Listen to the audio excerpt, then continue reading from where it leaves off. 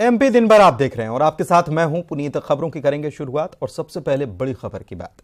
वकीलों की हड़ताल से जुड़ी खबर है। वकीलों को हाई कोर्ट ने आदेश दिया है। हड़ताली वकीलों को यह आदेश दिया गया है कि वे तत्काल काम पर लौट जाएं।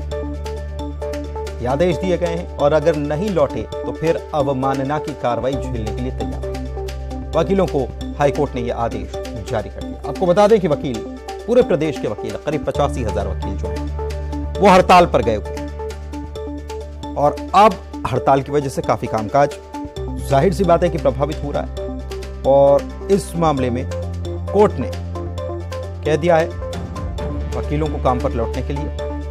अगर काम पर नहीं लौटे तो अवमानना की कार्रवाई की जाएगी, उसके लिए उनको तैयार रहना। अब देखना होगा कि वकीलों के जो अलग अलग संगठन हैं वो इसे किस तौर पर लेते हैं या काम पर लौटते हैं। रतलाम में खाकी की गुंडागर्दी देखने को मिली। पुलिसकर्मी ने युवती को थप्पड़ मार दिया। इसका वीडियो सामने आया है। इस मामले में एसपी ने तत्काल पुलिसकर्मी को लाइन अटैच कर दिया है। पुलिसकर्मी का नाम अमित भावसार बताया गया है, जिसे लाइन अटैच किया गया है। बता दें कि जावरा के सरसी पुलिस चौकी का यह मामला है। चेकिंग के दौरान पूरी घटना हुई। रोके जाने के दौरान ये विवाद हो गया और इसमें पुलिसकर्मी ने ये थप्पड़ युवती को मार दिया, जिसके बाद वीडियो सामने आया। अब कार्रवाई की।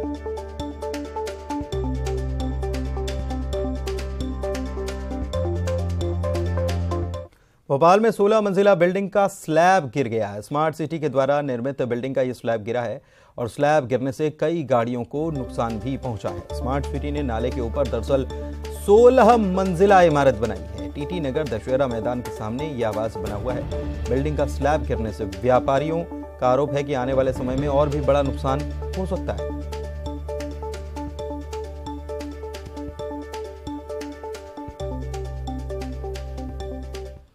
सीहोर जिला न्यायालय का ऐतिहासिक फैसला सामने आया। चिटफंड कंपनी साई प्रसाद के डायरेक्टर को 250 साल की सजा सुनाई गई है।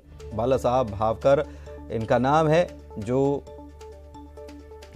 साई प्रसाद चिटफंड कंपनी के डायरेक्टर हैं और इनको ये 250 साल की सजा सुनाई गई दोषी मानते हुए। आईपीसी के अलग अलग धाराओं के तहत इनको ये सजा सुनाई है। 3 सहयोगियों को भी 10-10 साल की सजा सुनाई गई है।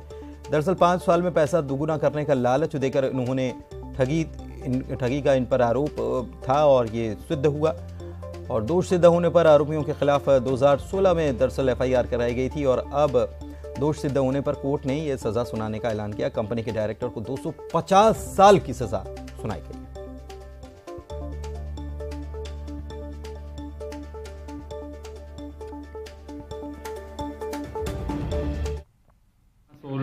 सोलह निवेशकों के साथ जो धोखाधड़ी की गई थी, जो कई करोड़ रुपए में थी, और इसमें आरोपी जो बाला साहब भापकर, इनको जो कुल 6.5 लाख रुपए जुर्माना और 250 साल की सजा है।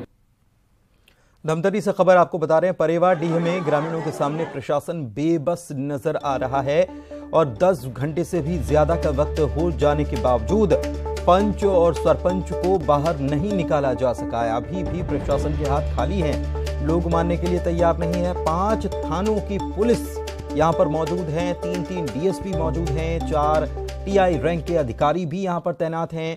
लेकिन ग्रामीणों ने सरपंच और 5 पंचों को दरअसल बंधक बना रखा है। सरपंच के खिलाफ दरअसल अविश्वास प्रस्ताव लाया गया था और ये अविश्वास प्रस्ताव आज खारिज हो गया। अविश्वास प्रस्ताव खारिज हो जाने के बाद नाराजगी जो है पंचों के प्रति भी ग्रामीणों की देखने को मिल रही है, क्योंकि ग्रामीण सरपंच की कार्यप्रणाली से नाराज थे और इसी को लेकर अविश्वास प्रस्ताव लाया गया। लेकिन पंचों ने जो है यह अविश्वास प्रस्ताव जो लाया गया था उसमें वो गिर गया और इसके बाद ग्रामीणों का गुस्सा यहां फूट पड़ा। अभिषेक हमारे संवाददाता हमारे साथ इस वक्त फोन लाइन पर जुड़े हुए हैं, उनसे जानकारी लेते हैं कि क्या स्थिति अभी बनी हुई है। क्योंकि अभिषेक, पहले जब आपसे बात हुई थी तब भी आपने बताया था कि जो लोग हैं मानने के लिए तैयार नहीं है। अब 2 घंटे और बीत गए हैं और उसके बावजूद भी स्थिति अगर जस की तस बनी हुई है तो क्या कदम उठाया जा रहा है? क्योंकि 5 थानों की पुलिस, डीएसपी और साथ ही साथ टीआई सभी लोग मौजूद हैं, लेकिन फिर भी स्थिति काबू में नहीं। जी बिल्कुल, यही सबसे बड़ी चिंता का विषय है कि सारे सक्षम अधिकारी मौजूद हैं, पर्याप्त बल पुलिस का मौजूद है वहां पर, लेकिन 10 घंटे से ऊपर हो गए हैं, कोई डिसीजन नहीं लिया जा रहा है। पूरा प्रशासन और पुलिस बल जो है लाचार साबित हो रहे हैं यहाँ पर गांव वालों के सामने। जब से सरपंच के खिलाफ जो अविश्वास प्रस्ताव जो ध्वस्त हुआ है उसके बाद से ग्रामीण आक्रोशित हैं और वो ये चाहते हैं कि सरपंच अपने पद से इस्तीफा दें और पूरी की पंचायत बॉडी जो पूरी जो खत्म होनी चाहिए और नई पंचायत बॉडी आनी चाहिए। लेकिन दूसरी तरफ स्थिति ये है कि जो मौजूदा सरपंच है उनके पति हैं, महिला सरपंच है पति हैं उनके, और बाकी के जो पंच हैं वो पंचायत भवन के अंदर बंद हैं दोपहर 12 बजे से, और वहां की शरारती लोगों ने बिजली काट दी है। वो अंधेरे में है, ना उन तक पानी पहुंच रहा है ना उन तक खाना पहुंच रहा है। वो भूखे प्यासे अंधेरे में अंदर बंद हुए हैं अभी तक, और गांव के लोग जो आक्रोशित हैं वो घेर कर बैठे हुए हैं। लेकिन वहीं पर उसी जगह पर पुलिस बल है, एसडीएम है, तहसीलदार हैं और भारी मात्रा में पुलिस बल तैनात है, लेकिन कुछ भी अपडेट नहीं हो रहा है। जस की तस स्थिति बनी हुई है। ऐसे में बड़ा सवाल ये पैदा होता है कि आखिर कोई बात नहीं बन पा रही है। प्रशासन ग्रामीण ये चाहते हैं कि सरपंच अपने पद से इस्तीफा दें और वो हट जाएं, लेकिन कम्युनिकेशन नहीं हो पा रहा है। अंदर जो लोग बंद हैं वो अंदर ही हैं, उनकी क्या मंशा है, क्या इच्छा है, वो भी नहीं। तो अंदर जो लोग बंद हैं, क्या वो पुलिस से उनकी बात हो पा रही है? क्या वो पूरी तरह से बंद है? कोई अंदर ना जा पा रहा है ना उनकी बात बाहर आ पा रही है। ये तो बहुत गंभीर स्थिति है। बिल्कुल गंभीर स्थिति है, और सक्षम अधिकारी मौजूद हैं, फिर भी ग्रामीणों के साथ जो कम्युनिकेशन का मैटर है वही फेल है। सबसे बड़ा मसला यही है कि जो बात होनी चाहिए वो नहीं हो पा रही है, और लेकिन कम्युनिकेशन नहीं हो पा रहा है। और ऐसे में अंदर जो लोग बंदे, लाइट, बिजली, पानी, भूखे प्यासे हैं, उन तक मदद नहीं पहुंची। अगर उनको कुछ हो गया तो फिर कौन जिम्मेदार होगा? जो मौजूद प्रशासन है वही जिम्मेदार होगा ऐसी स्थिति में, क्योंकि ग्रामीणों को जो शिकायत है उनका जो गुस्सा है वो अपनी जगह पे है। लेकिन इस बीच जो सक्षम लोग हैं जो इस स्थिति को हैंडल कर सकते हैं, कोई डिसीजन ले सकते हैं या स्थिति में कुछ नई चीज ला सकते हैं, वो है जिला प्रशासन और पुलिस के अधिकारी। वहां पर सुबह से तैनात है, लेकिन कोई भी कारगर कदम अभी तक नहीं उठाया गया, जबकि पर्याप्त पुलिस बल तैनात है। संभव ये भी हो सकता था कि सबकी मदद लेकर, पुलिस की मदद लेकर उन्हें बाहर निकाला जा सके और बाकी की समस्याओं पर बाद में टेबल में बैठकर चर्चा की जा सके, लेकिन वहां तक भी बात नहीं पहुंच पा रही है। ठीक है, आप नजर बनाए रखें अभिषेक, आप नजर बनाए रखें। उम्मीद की जानी चाहिए कि जल्द इसका निराकरण कुछ निकलकर सामने आएगा। फिलहाल शुक्रिया आपका इस जानकारी के लिए। उज्जैन से खबर बता दें, तीर्थ यात्रियों से भरी बस जो है ट्रक से टकरा गई है और बस के क्लीनर की मौके पर ही मौत हो गई है। इसके अलावा अच्छी बात, गनीमत की बात कह सकते हैं कि बस में जितने भी यात्री बैठे थे सभी सुरक्षित हैं। राजस्थान से दरअसल ये महाकाल दर्शन करने के लिए पूरा श्रद्धालुओं का जत्था पहुंचा हुआ था, और जब ये लौट रहे थे तभी ये हादसा हुआ। इसमें क्लीनर की मौत हो गई, लेकिन यात्री बस पूरी तरह से भरी हुई थी और सभी श्रद्धालु जो हैं तीर्थ यात्रा पर आए हुए थे और सभी सुरक्षित हैं, ये गनीमत की बात है। लेकिन इसमें ज़रूर जो बस का क्लीनर है उसने मौके पर ही दम तोड़ दिया। सभी यात्री तो सुरक्षित हैं और ये सभी राजस्थान से बाबा महाकाल के दर्शन करने के लिए आए थे, और जब वापसी इनकी हो रही थी तभी यह हादसा पेश आया। यही वो गाड़ी है, आप देख सकते हैं, जिससे जो दुर्घटना का शिकार हुई है, और ये जो है ये ट्रक से टकरा गई, ट्रक से इसकी टक्कर हो गई है। लौटते वक्त ये हादसा हुआ। अजय हमारे संवाददाता फोन लाइन पर जुड़े हुए हैं उज्जैन से, उनसे बात करते हैं। अजय, ये यात्री राजस्थान के किस जिले से आए थे और क्या इनके बारे में जानकारी है? साथ ही साथ क्या ये बस जो है इसके बारे में क्या जानकारी, क्लीनर ने दम तोड़ दिया और कहाँ ये घटना हुई? जी देखिए, ये राजस्थान के बांसवाड़ा से दर्शनार्थी उज्जैन महाकालेश्वर मंदिर दर्शन करने आए थे, और दर्शन करके जब लौट रहे थे तो उसी दौरान उज्जैन के इनर रिंग रोड जो चिंतामन के पास में पड़ता है, वहां पर ट्रक की और बस की भिड़ंत हुई है, जिसमें क्लीनर की मौत हो गई है। बाकी सभी यात्री सुरक्षित हैं। पुलिस मौके पर पहुंच गई थी और जिन यात्रियों को चोट लगी है उनको हल्की फुल्की उनको उपचार के लिए जो है अस्पताल पहुंचाया, तो साथ ही जो है क्लीनर को पोस्टमार्टम के लिए पहुंचाया गया है। साथ ही पुलिस ये पता कर रही है कि घटनाक्रम कैसे हुआ है, और जो है जो यात्री जो थे वो दर्शन करके उज्जैन से राजस्थान लौट रहे थे, इसी दौरान ये घटना घटित हुई है। और ये जो क्या राजस्थान परिवहन विभाग की बस थी या प्राइवेट कोई बस है? जी देखिए, अभी ये कहना जो है, बस जो थी ये यात्री निजी बस करके लाए थे और दर्शन के लिए लोग ये बस करके उज्जैन आए थे। और इकट्ठा जो समूह चलता है बसों का, जो बस करके जो यात्री आते हैं दर्शन करके जब लौट रहे थे, उसी दौरान ये घटना घटी है। फिलहाल जो है पूरे मामले में पुलिस जो है जांच कर रही है। चलिए, बहुत शुक्रिया आपका इस जानकारी के लिए। तो पुलिस पूरे मामले की जांच करने में जुटी हुई है। दुर्घटना कैसे हुई है, बड़ी खबर की बात करते हैं। रायपुर से मौदाहापारा थाने में जमकर हंगामा हुआ है और यहां थाने में भी भारतीय जनता पार्टी के और कांग्रेस के कार्यकर्ता भिड़ गए। मारपीट हुई है और कई कार्यकर्ता यहां भी जख्मी हो गए। दरअसल एफआईआर दर्ज कराने के दौरान यह पूरा विवाद हुआ और थाने के भीतर जमकर नारेबाजी भी हुई है। खमाडी थाने में एफआईआर दर्ज कराने के लिए कांग्रेसी पहुंचे हुए थे। तस्वीरें आपको अब दिखाते हैं कि क्या यहां पर घटनाक्रम, क्योंकि आज इससे पहले भी शाम के वक्त खूब हंगामा हुआ, खूब हंगामा देखने को मिला। बीजेपी और कांग्रेस के कार्यकर्ता वहां पर भी, कांग्रेस दफ्तर के बाहर भी, वहां पर भी भिड़ंत देखने को मिली। और आज इसके बाद शाम होते होते, रात आते आते थाने जब पहुंचा ये पूरा मामला, तो कार्यकर्ता यहां पर भी आपस में भिड़ गए। कई सारे कार्यकर्ता घायल हुए हैं। एफआईआर दर्ज कराने को लेकर विवाद हुआ। थाने के भीतर जमकर नारेबाजी यहां पर हुई है और खमाडी थाने में एफआईआर दर्ज कराने के लिए कांग्रेस से पहुंचे हुए थे। इसी दौरान यहां पर विवाद की स्थिति बन गई और एक दूसरे के खिलाफ जमकर नारेबाजी। मौदाहापारा थाना जो है वहां ये जमकर हंगामा देखने को मिला है और भारतीय जनता पार्टी और कांग्रेस के कार्यकर्ता यहां पर भी भिड़ गए। मारपीट की नौबत आ गई और कई कार्यकर्ता इसमें घायल भी हुए हैं, चोटें आई हैं। एफआईआर दर्ज कराने के दौरान ये पूरा विवाद हुआ था। ये तस्वीरें आपको हम दिखा रहे हैं, कुछ देर पहले की ये तस्वीरें हैं जहां पर ये विरोध प्रदर्शन किया गया।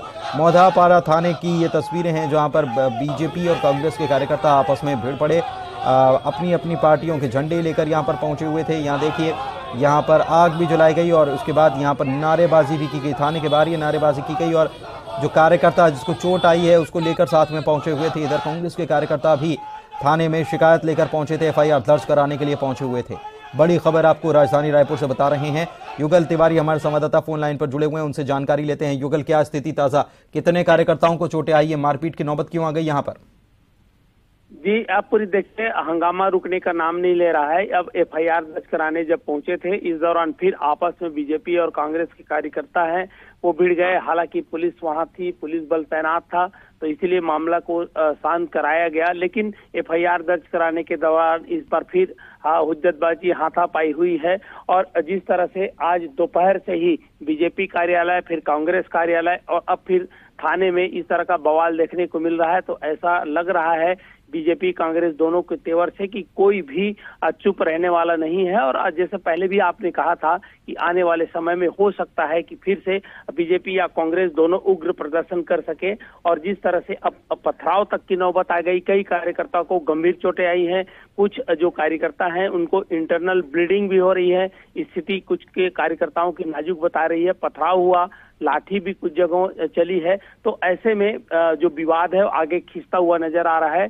फिलहाल जो बीजेपी और कांग्रेस कार्यकर्ताओं में सुलह की कोई अभी गुंजाइश नहीं दिख रही है। जिस तरह से राहुल गांधी को एक बड़ा झटका लगा है, उसके बाद कांग्रेसी भी काफी जो उद्वेलित हैं और बीजेपी भी मुंहतोड़ जवाब देने चाह रही है। और यही वजह है कि विवाद जहां भी बीजेपी और कांग्रेस के कार्यकर्ता मिल रहे हैं, टकराव है बढ़ रहा है। पुनीत, तो यहाँ पर एक साथ कैसे, एक समय पर कैसे ये पहुंच गए? क्या पहले बीजेपी के कार्यकर्ता पहुंचे थे, फिर कांग्रेस के कार्यकर्ता पहुंचे एक साथ, और फिलहाल क्या यहाँ पर कोई एफआईआर को लेकर पहुंचे थे? तो जाहिर सी बात है कोई पुलिस ने कोई कार्रवाई की है, शिकायत ली है, एफआईआर दर्ज की है?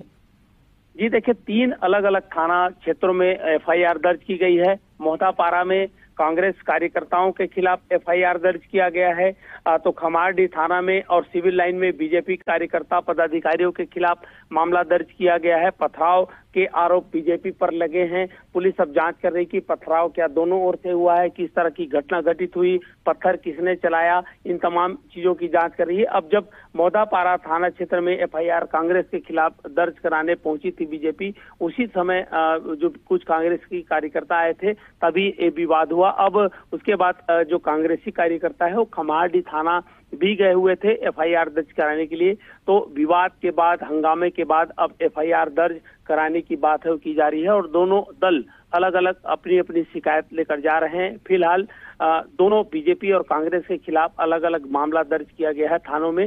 3 थानों में FIR दर्ज की गई है। पुलिस अब पूरे विवेचना करके नामजद है या फिर कौन इसका जो अगुवाई कर रहा था, तमाम जो आरोपी हैं उनके पर जो है आने वाले समय में FIR दर्ज। और बहुत शुक्रिया आपका इस जानकारी के लिए युगल। छिंदवाड़ा आ रहे केंद्रीय गृह मंत्री अमित शाह के आगमन को लेकर तैयारियां अंतिम चरण में हैं। शनिवार को केंद्रीय गृह मंत्री सबसे पहले आंचल कुंड पहुंचेंगे। आदिवासियों के धर्मगुरु दादाजी के मंदिर में मत्था टेकेंगे। आंचल कुंड से जुड़े 25 आदिवासी युवकों को सम्मानित करेंगे। उनके आगमन को लेकर सुरक्षा व्यवस्था चाक चौबंद है। मंदिर में भी व्यवस्था दुरुस्त की गई है।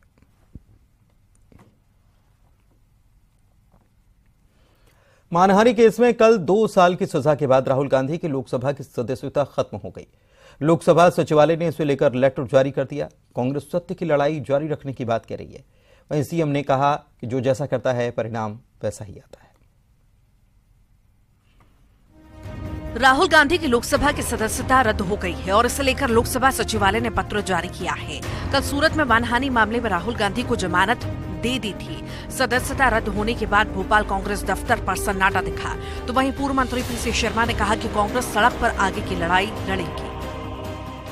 फिर लोकसभा से उनकी सदस्यता को खत्म करना, जबकि उसी कोर्ट में 1 महीने उनको जमानत मिली और एक अपील करने का 1 महीने का समय मिला। लोकसभा स्पीकर को 1 महीने जो समय है उसका, उसमें तो रुकना था। उधर सीएम शिवराज ने कहा कि जो जैसा करता है उसे वैसा परिणाम भुगतना पड़ता है। राहुल गांधी ने जो किया उसका परिणाम सामने है। कर्म प्रधान विश्व करी राखा, जो जस कीन सो तस फल चाखा। जो जैसा करता है उसको वैसा परिणाम भोगना पड़ता है। राहुल गांधी ने जो किया उसका परिणाम भोगता। राहुल गांधी की आगे की राह कोर्ट और उसके फैसले पर निर्भर करती है। उच्च अदालतों से राहत न मिलने पर राहुल अगले 6 साल तक चुनाव भी नहीं लड़ पाएंगे।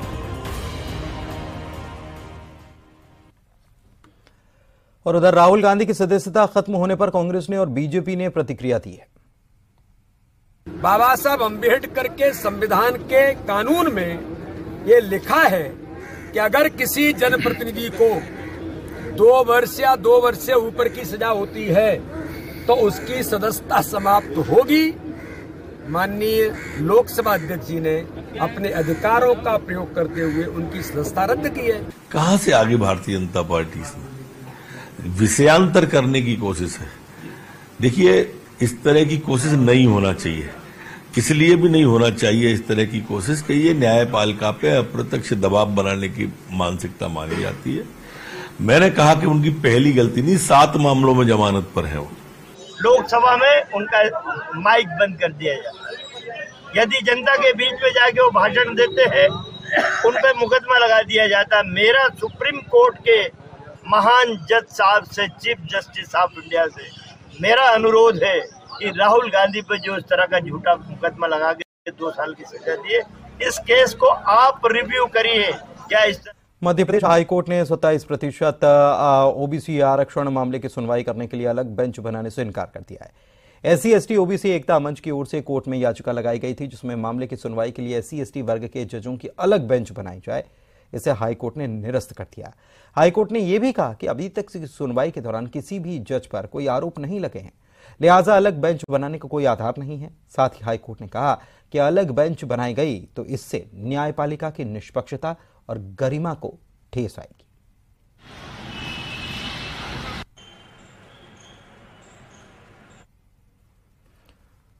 मध्य प्रदेश हाईकोर्ट ने हरिजन एक्ट के एक प्रकरण में जबलपुर SP कैंट थाने के पूर्व और वर्तमान थाना प्रभारी के खिलाफ अवमानना का नोटिस जारी किया है। कैंट थाना क्षेत्र निवासी हरिजन परिवार ने कैंट बोर्ड के सैनिटरी इंस्पेक्टर अभिजीत सिंह परिहार के खिलाफ शिकायत दर्ज कराई थी। इस मामले में तत्कालीन थाना प्रभारी ने पीड़ित पक्ष का बयान दर्ज किए बिना मामले का निराकरण बताकर कोर्ट में रिपोर्ट पेश कर दी। इस बीच कैंट थाने के प्रभारी विजय तिवारी का ट्रांसफर हुआ और उनके स्थान पर अरविंद चौबे थाना प्रभारी बने। अरविंद चौबे ने भी पीड़ित पक्ष का बयान दर्ज किए बिना कोर्ट में मामला निपटारे की रिपोर्ट को पेश कर दी। इसके बाद पीड़ित पक्ष ने कोर्ट की अवमानना की याचिका दायर की। कोर्ट में जिस पर हाई कोर्ट ने एसपी और दोनों थाना प्रभारी को 4 सप्ताह में पीड़ित के बयान दर्ज कर रिपोर्ट कोर्ट में पेश करने के लिए निर्देश जारी कर दिया। कंप्लेनेंट ने अप्रोच किया कि भाई हमारे स्टेटमेंट रिकॉर्ड करिए, लेकिन नहीं किए, तो फिर इन्होंने माननीय न्यायालय में कंटेम्प्ट लगाई है। जो जबलपुर एसपी हैं सिद्धार्थ बहुगुणा और जो वहाँ के पूर्व के टीआई हैं वो हैं अरविंद चौबे और विजय तिवारी, इन तीनों को माननीय न्यायालय द्वारा अवमानना का नोटिस जारी किया गया है। और बुलेटिन में इतना ही। नमस्कार।